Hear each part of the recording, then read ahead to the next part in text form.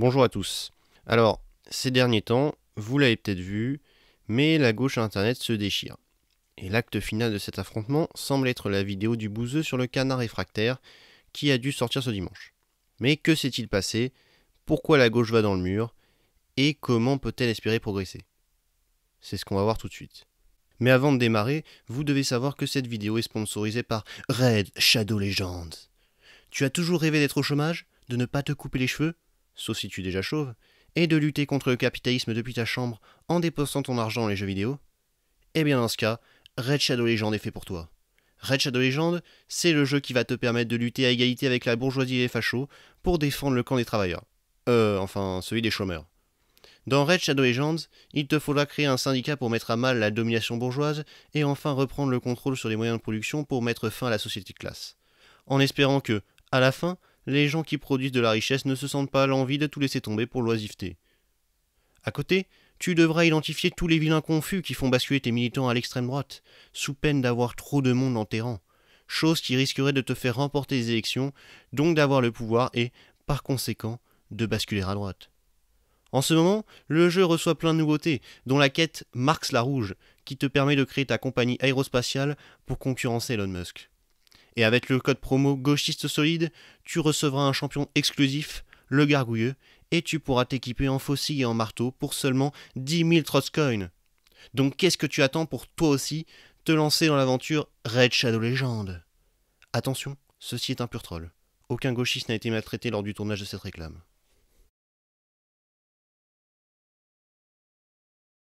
Alors, petit rappel des faits. À la base, j'ai écrit un article sur la mangue raciste, idée qui m'a été soufflée par Daimon après quelques échanges. Puis, Psychodélique a cru à cet article et en a fait une vidéo, et F de Souche a aussi publié une traduction partielle de cet article sur son site. Suite à ça, des échanges assez véhéments entre Psychodélique, Calivision et Daimon ont eu lieu sur Twitter. Et cela a entraîné un échange sur la chaîne de Daimon. Ce débat, il a par la suite été réutilisé par Le Bouzeux Magazine pour un de ses œils du bouzeux, en partenariat avec Jacotte. Le Bouzeux et Jacotte ont débriefé leur vidéo lors d'un live Twitch dans lequel ils enfoncent Psychodélique et accusent Daimon, Calivision et d'autres d'être trop complaisants avec Psychodélique. Psychodélique s'est alors empressé de rebondir sur ce live pour y apporter sa critique. Et à la suite de ça, du temps s'est écoulé et peu à peu, une nouvelle vidéo a surgi, celle du canard réfractaire, youtubeur de gauche, qui a décidé d'adresser un message à Psychodélique. Et dans cette vidéo, il exprime sa sympathie pour le personnage et critique ceux qui lui font des reproches. Le message est reçu pour Psychodélique, mais beaucoup moins bien reçu pour le bouseux qui s'est empressé de s'attaquer au canard sur Twitter. Peu de temps avant, le canard a été déjà critiqué sur Twitter suite à sa vidéo sur Papacito. Il était alors rangé dans la case des confus, comme Danny Caligula et Raz qui se sont pris la tête avec le bouseux sur Twitter récemment. Bref, alors que j'avais servi à la gauche sur un plateau d'argent un troll de qualité, il s'est en réalité révélé que ce cadeau était plus empoisonné qu'il n'y paraît et que j'ai fait imploser la gauche. Je suis diabolique. Mais en réalité, cette petite histoire n'est que le fruit d'années et d'années de poussière mise sous le tapis qui ressortent d'un coup, tel un tsunami. Et la concrétisation de cette histoire, c'est la vidéo du bouseux sur le canard qui a déjà dû sortir au moment où je vous parle. Aujourd'hui, on va donc essayer de voir ensemble pourquoi la gauche se déchire et quelles pistes d'amélioration elle peut envisager. C'est parti.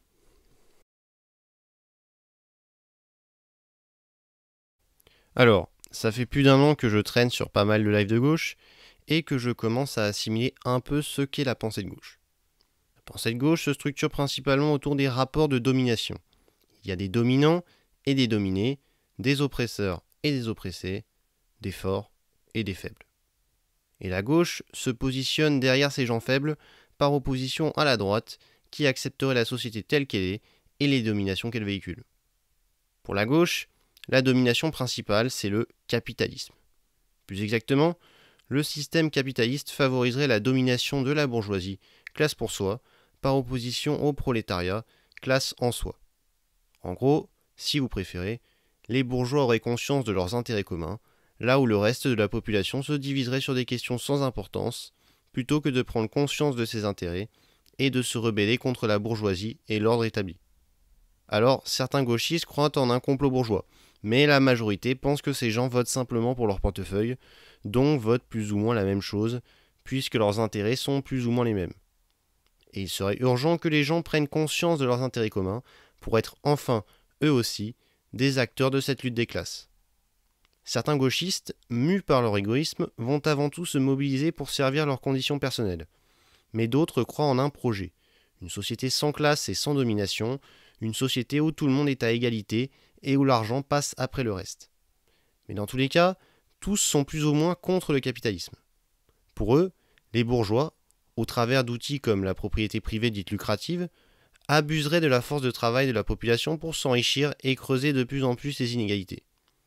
Tout l'enjeu pour les travailleurs est donc de reprendre le contrôle sur les moyens de production, les bourgeois s'enrichissant sur les rentes et le dos des travailleurs, qui sont ceux qui fournissent le gros du boulot. Pour la gauche, le salariat privé est une exploitation de l'homme par l'homme.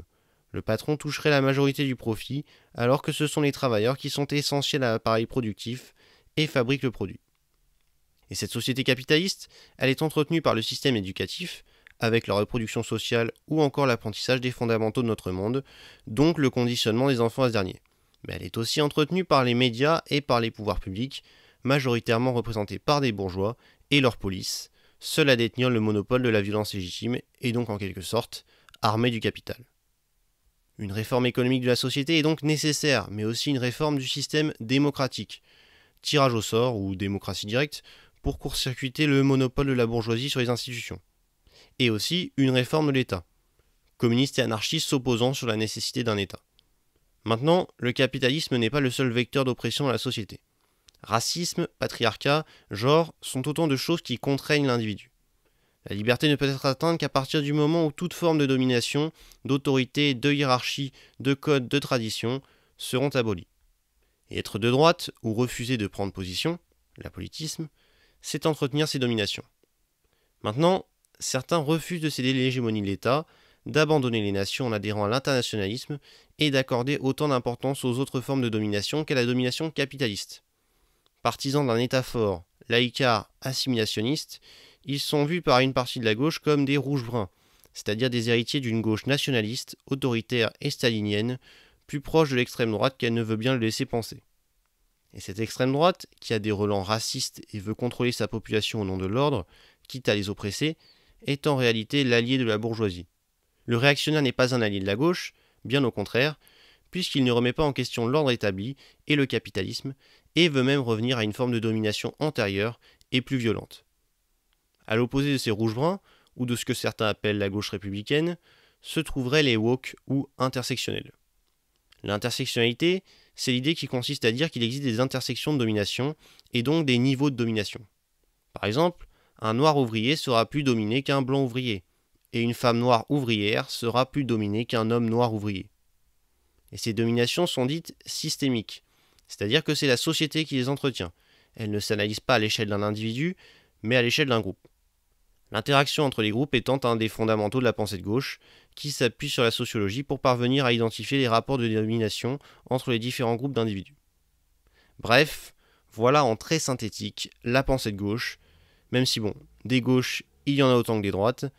On n'a d'ailleurs pas eu le temps d'évoquer la social-démocratie, l'écologie politique et tout le reste. Mais bon, je pense que ça suffira amplement pour comprendre la suite.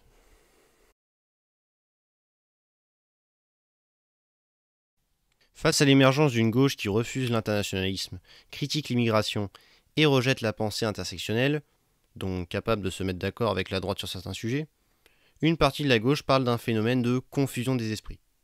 Certains, en apparence de gauche ou se disant de gauche, seraient en réalité de droite à l'intérieur ou entretiendraient une ambiguïté qui ne rendrait pas service à la gauche et favoriserait même la droite.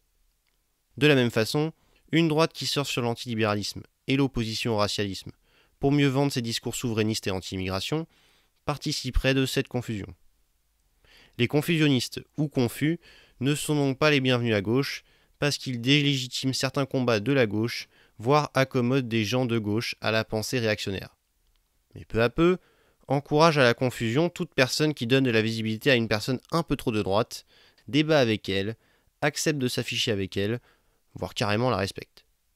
Le monde est plein de dominations insupportables à regarder, et il n'est donc pas possible de tolérer des gens qui sont complaisants vis-à-vis de ceux qui acceptent ou entretiennent ces dominations. La complaisance, c'est le premier pas vers l'acceptation. Bref, les confus doivent être traités comme les gens qu'ils tolèrent, des ennemis.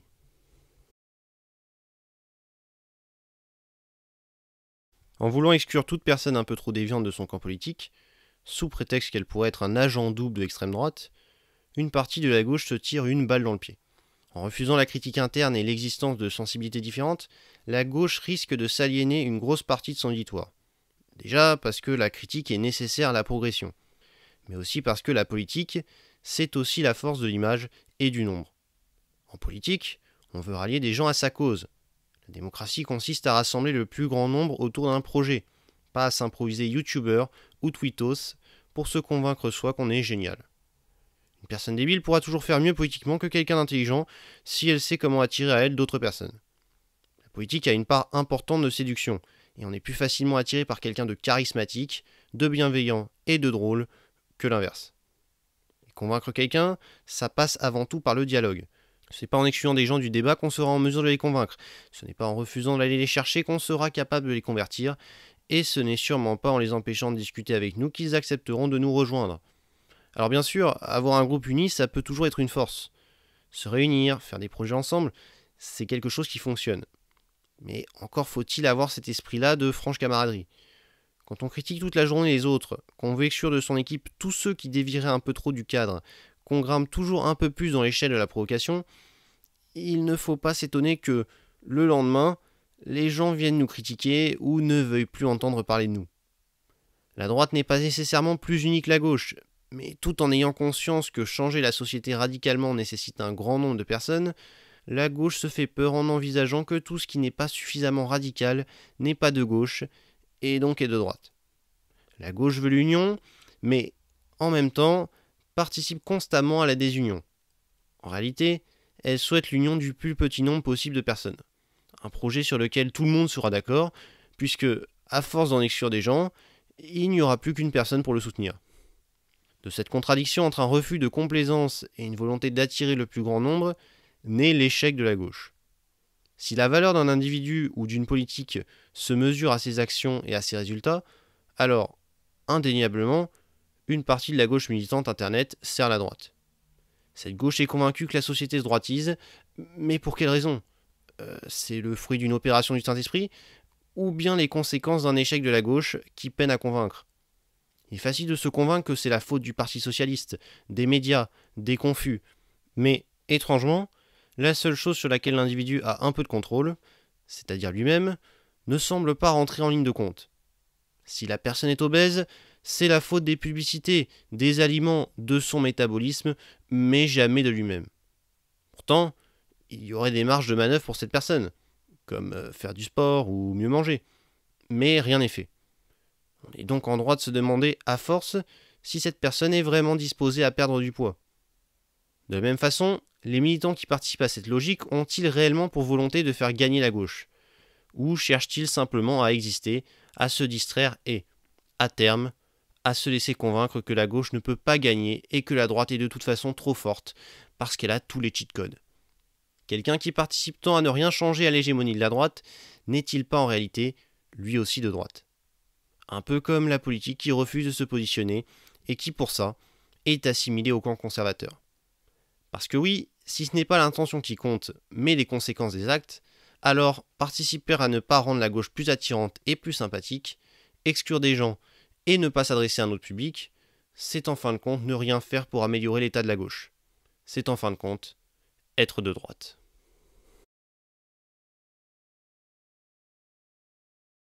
Il est évident que si la gauche veut reconquérir les esprits, elle doit progresser et revoir sa méthode. Ce n'est qu'en entamant une véritable opération séduction qu'elle sera en mesure d'accomplir ses objectifs.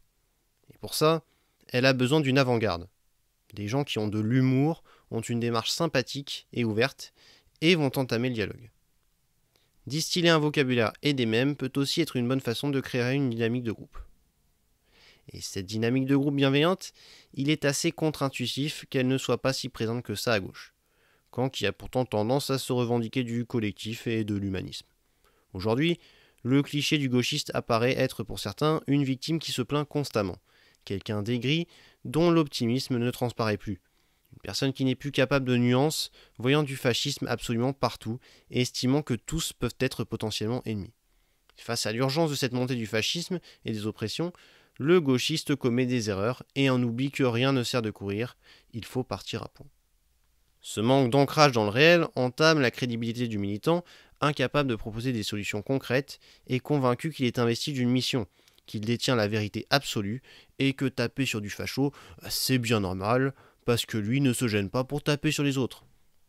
Si critiquer le camp adverse et s'en moquer n'est pas une mauvaise chose, encore faut-il savoir le faire et avoir conscience que, non, ton voisin de TP n'est pas Madara Uchiwa et ne prévoit pas d'utiliser un Edo Tensei pour ressusciter Benito Mussolini. Mais s'il arrivait que tu y crois vraiment, eh bien, dans ce cas, je t'inviterai à privilégier le bon vieux Talk no Jutsu. En démocratie, il faut convaincre. Et quoi de mieux pour convaincre que le dialogue ? Il faut accepter d'aller vers l'autre, de lui parler, de faire preuve d'empathie envers lui et surtout d'aller débattre avec d'autres. Parce que si le débat n'est peut-être pas la meilleure forme pour convaincre, on peut très bien perdre un débat et avoir raison, il n'en reste pas moins que c'est un élément fondamental de notre vie politique, celui qui réunit du monde, rameute les foules, bref, est populaire. Et j'ai beau me moquer de ceux qui croient que la vie est un shonen, cet aspect confrontation propre à la politique est un truc tout simplement passionnant. Voir des personnes fortes intellectuellement se confronter ou encore se confronter soi-même à des gens brillants, dans l'optique de progresser et devenir soi-même toujours plus fort, c'est quelque chose qui fait plus rêver qu'une thèse en 10 paragraphes et 50 alinéas. Et dans d'autres disciplines, comme les sciences, on n'aurait pas l'occasion de vivre ce type de confrontation intellectuelle en face à face. Et c'est cette caractéristique, propre à la politique, qui doit susciter l'intérêt du militant. C'est en faisant rêver son auditoire et en démontrant ses capacités intellectuelles qu'il pourra espérer attirer à lui quelqu'un ou lui faire reconsidérer ses préjugés sur sa personne. Le spectateur deviendra curieux d'apprendre ce que pense cette personne brillante qu'il a pu observer, cette personne qui a su lui faire reconsidérer certaines de ses positions. Et, en parvenant à réussir cette opération séduction, le militant aura réussi à ouvrir l'esprit de son spectateur sur un tout nouveau monde d'idées, à même, peut-être, de le convaincre. Il est important pour ça d'oser, ne pas avoir peur d'échouer. Parce que c'est en échouant qu'on progresse, et puis qui ne tente rien n'a rien. Mais blâmer ceux qui essayent et se trompent est absolument contre-productif. Parce qu'ils en font déjà plus que celui qui se persuade que ces threads Twitter de Bac+ de sociologie vont intéresser des gens autres que les convaincus. Alors attention, on n'est pas obligé de débattre sur tout et avec tout le monde. Il arrive que des propos remettent en cause des conclusions scientifiques ou soient tout simplement trop insultants pour être tolérés. Mais on ne gagne pas un débat parce qu'on l'a refusé. Jusqu'à preuve du contraire, on ne remporte pas une compétition en n'y participant pas. Et comme dit le dicton, l'important, c'est de participer. En s'enfermant dans une bulle idéologique, en ne s'adressant toujours qu'aux mêmes, en refusant d'aller vers l'autre et de convaincre, le militant s'expose à ce que ses idées soient moins audibles que s'il avait une démarche différente. La gauche a aussi bien besoin d'influenceurs qui la rendent sympathique et audible que d'intellectuels qui écrivent des livres pour y développer leurs idées et leurs projets. Mais tout ça, vous l'avez sûrement compris, ça s'applique aussi à la droite. Bon, sur ce, merci d'avoir regardé cette vidéo, j'espère qu'elle vous a plu. Si c'est le cas, vous savez ce qu'il vous reste à faire. Pouce bleu et abonnement. C'était Droite Fragile et je vous dis à la prochaine. Ciao.